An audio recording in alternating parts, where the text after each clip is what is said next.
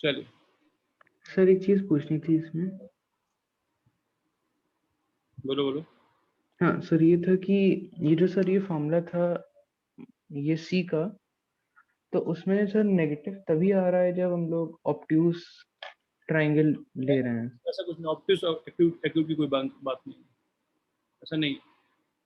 अगर हम उस ट्राइंगल का इंटीरियर एंगल लेंगे, अगर उस ट्राइंगल का हम लोग इंटीरियर एंगल लेंगे तो नेगेटिव आएगा, अगर एक्सटीरियर एंगल लेंगे तो फॉर्मूले में पॉजिटिव आएगा। ठीक है, जैसे एग्जांपल के लिए अगर मान लो यही साइड ले लिया जाए, हम ये इसके फॉर्मूले ड्राइव करते हैं। ठीक है, तो ये वाला एंगल कितना हो जाएगा, बाहर वाला एंगल कितना हो जाएगा, ये हो जाएगा 180 माइनस बीटा हो जाएगा। Minus b. ठीक है, ये वाला एंगल हो जाएगा 180 माइनस बीटा, है ना।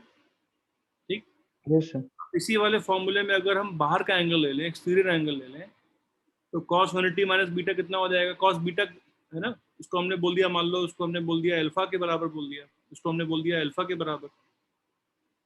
ठीक है, तो cos बीटा कितना हो जाएगा उस केस में, बीटा बी किसके बराबर हो जाएगा, बी हो जाएगा 180 माइनस अल्फा के बराबर हो जाएगा। तो cos यस कितना हो जाएगा, cos b cos 180 minus alpha हो जाएगा, sir, minus alpha minus alpha minus cos alpha. हो जाएगा। तो अगर हम बाहर वाला एंगल लेंगे तो प्लस लेंगे, अगर हम अंदर वाला एंगल लेंगे तो माइनस लेंगे। ठीक, तो ये जो यस है, सर। सुनो, ये सारी बात आज जो हुई वो ज्योमेट्री की बात हुई है। ठीक, हो सकता है आपको मालूम है, कुछ फॉर्मूले मालूम है, कुछ फॉर्मूले नहीं मालूम है। आपको बता दूं यही वेक्टर्स है बस। अगर आप ये ज्योमेट्री की प्रॉब्लम समझ जाते हो सारी, तो आप वेक्टर्स के बारे में आपको कंप्लीट इंफॉर्मेशन हो जाएगी। This is all about vectors, इतना ही हमें करना है ना। ध्यान देखिए, जिस तरीके से डिस्प्लेसमेंट ऐड होगी, डिस्प्लेसमेंट एक वेक्टर है, तो जिस तरीके से डिस्प्लेसमेंट ऐड हो रही है उसी तरीके से कोई भी वेक्टर ऐड हो रहा है। तो अगर 3 मीटर डिस्प्लेसमेंट इधर की तरफ और 4 मीटर डिस्प्लेसमेंट इधर की तरफ हमको ऐड करना है, ठीक, तो वो 7 मीटर नहीं हो रही ना। ठीक, 7 मीटर नहीं, कितनी हो रही है इधर, 5 मीटर हो रही है। तो जिस तरीके से हम लोग डिस्प्लेसमेंट ऐड करेंगे उसी तरीके से हम लोग कोई भी वेक्टर क्वांटिटी ऐड करेंगे, चाहे हमें 2 फोर्स ऐड करना हो, चाहे हमें 2 वेलोसिटी ऐड करना हो, चाहे हमें 2 एक्सेलरेशन ऐड करना हो, कोई भी वेक्टर क्वांटिटी वैसे ही ऐड होगी जैसे डिस्प्लेसमेंट ऐड हो रही है। तो अगर हमें डिस्प्लेसमेंट ऐड करना आ जाए या सब्ट्रैक्ट करना आ जाए, तो हम किन्हीं भी 2 क्वांटिटीज को क्या कर लेंगे, वेक्टर क्वांटिटी को ऐड और सब्ट्रैक्ट कर देंगे। ठीक, और अगर अगर वो 2 वेक्टर क्वांटिटी किधर की तरफ हो, अगर वो दो वेक्टर क्वांटिटी किधर की तरफ हो, वो 2 वेक्टर क्वांटिटी इधर और इधर की तरफ हो, तो उनका सम कितना हो जाएगा, उनका सम ये हो जाएगा। बोलो, अगर वो 2 वेक्टर क्वांटिटी इधर की तरफ और इधर की तरफ हो तो उनका सम क्या हो जाएगा, उनका सम ये हो जाएगा। और इसका मैग्नीट्यूड कितना हो जाएगा, जो नया वेक्टर बनेगा उसका मैग्नीट्यूड कितना हो जाएगा, under root of a square plus b square plus 2ab cos theta, जहाँ थीटा ये वाला एंगल होगा। बोलो, समझ में आई। Yes sir. चलिए अब आते हैं वापस वेक्टर्स पे, इसी प्रॉब्लम की मदद से।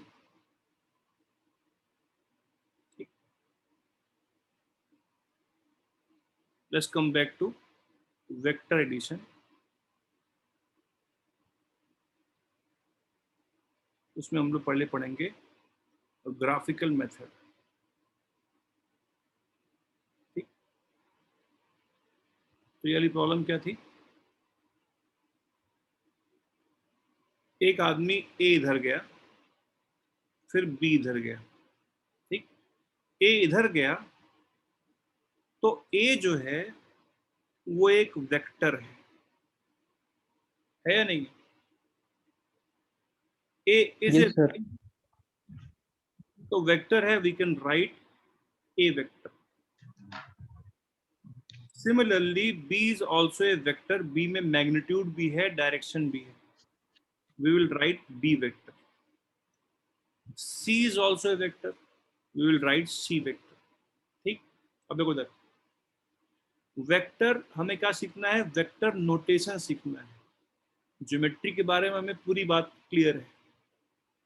जब इसी चीज को हम लोग वेक्टर के फॉर्म में रिप्रेजेंट करेंगे तो हम लोग बोलेंगे इस पर्टिकुलर कंडीशन में C vector is equal to A vector plus B vector, ऐसे लिखा जाएगा।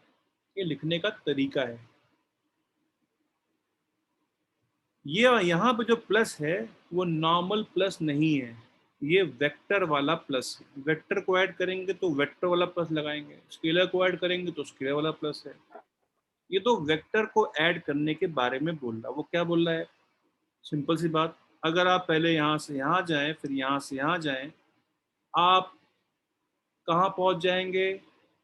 अगर आप सीधे यहाँ से यहाँ पहुंचे हो तो। मतलब अगर एक आदमी ऐसे गया और ऐसे गया, ऐसे गया प्लस ऐसे गया, दूसरा आदमी सीधे यहाँ से आया, तो ये सी वाली डिस्प्लेसमेंट, ये सी वाला वेक्टर इन दोनों डिस्प्लेसमेंट के सम के बराबर होगा।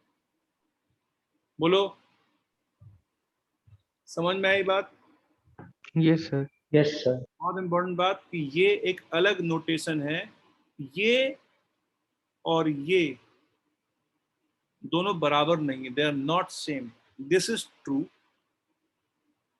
This is false.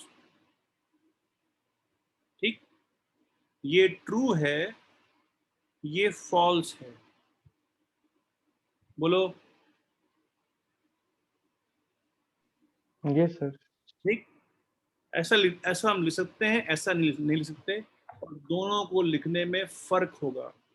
Both of the lines have different meanings. This is the point to be understood. Both the lines have different meaning. अगर ये लिखा हुआ तो उसका मतलब कुछ और है, ये लिखा हुआ तो उसका मतलब कुछ और है। ये नॉर्मल स्केलर एडिशन है। इस केस में c इसके बराबर नहीं है, और c इन दो वेक्टर्स का सम, इन दो वेक्टर्स का सम एक नया वेक्टर है। बोलिए, है ना? है ना? Yes sir. Yes sir. और जहां तक बात yes.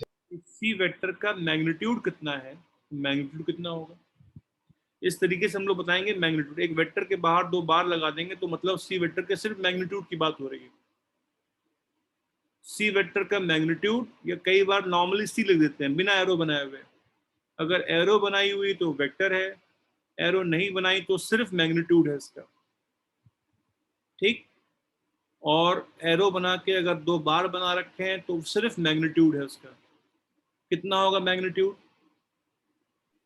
Under root of a square plus b square minus 2ab cos under theta. Root of a square plus b square plus 2ab cos plus 2ab cos theta. अगर बाहर वाला angle लिया गया है तो।